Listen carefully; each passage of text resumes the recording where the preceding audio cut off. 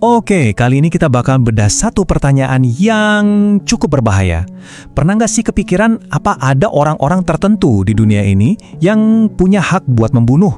Nah, kita bakal nyelam ke dalam pikiran seorang mahasiswa yang yakin banget dia salah satunya. Tujuannya bukan buat cari tahu siapa pelakunya, itu gampang. Tapi kenapa dia melakukannya? Apa yang ada di kepalanya? Dan pertanyaan ini, gue ini manusia atau cuma kutu, benar-benar menghantui karakter utama kita, Rodion Raskolnikov. Pertanyaan inilah yang jadi mesin penggerak semua tindakannya, inti dari semua drama batin yang bakal kita saksikan.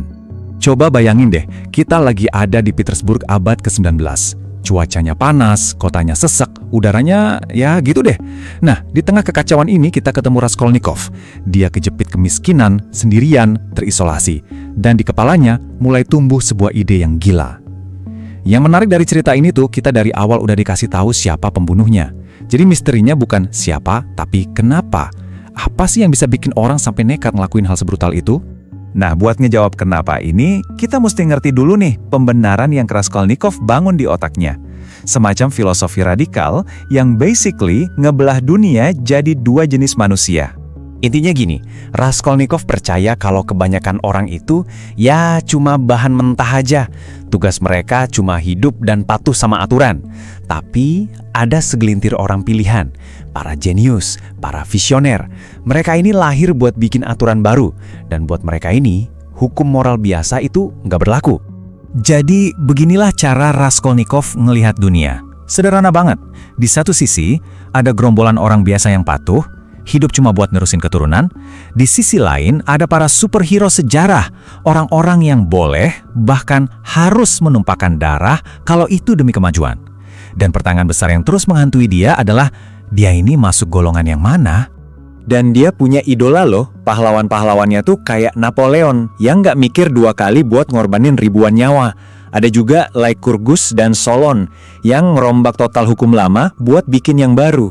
Bahkan saking gilanya, Newton dan Kepler pun menurut dia punya hak buat nyingkirin siapa aja yang ngalangin penemuan mereka. Di mata Raskolnikov, mereka semua ini penjahat yang aksinya dibenarkan oleh sejarah. Tapi ada masalah besar. Ada jurang yang lebar banget antara teori keren di kepalanya sama kenyataan brutal dari apa yang dia lakuin. Dan teori ini ya bakal hancur berkeping-keping. Bahkan sebelum dia beraksi, Raskolnikov udah ragu-ragu. Ambisinya jadi kayak Napoleon, langsung kandas sama paranoia dan ketakutan soal hal-hal sepele. Contohnya, dia panik topinya terlalu mencolok. Coba deh pikirin, manusia luar biasa mana yang pusing mikirin topi? Dan benar aja, setelah pembunuhan itu terjadi, mentalnya langsung anjlok. Gak ada tuh rasa menang atau hebat. Yang ada cuma rasa jijik sama diri sendiri. Dia sadar dia bukan Napoleon. Dia bahkan ngerasa lebih rendah dari korbannya. Dia cuma kutu yang mimpi jadi elang, tapi gagal total. Disinilah teori manusia luar biasanya itu runtuh total pas berhadapan sama realita. Kejahatannya itu nggak keren, nggak heroik sama sekali. Justru berantakan, kikuk, dan menjijikan. Rasa bersalah sama demam yang nyiksa dia itu jadi bukti paling kuat kalau eksperimennya gagal. Ternyata hati nurani itu nggak bisa dibungkam cuma pakai logika. Oke, tapi kenapa sih dia bisa sampai mikir se-ekstrem itu? Nah, kesombongan intelektualnya itu nggak muncul gitu aja. Ada pemicunya, tekanan hidup yang luar biasa berat dari lingkungannya.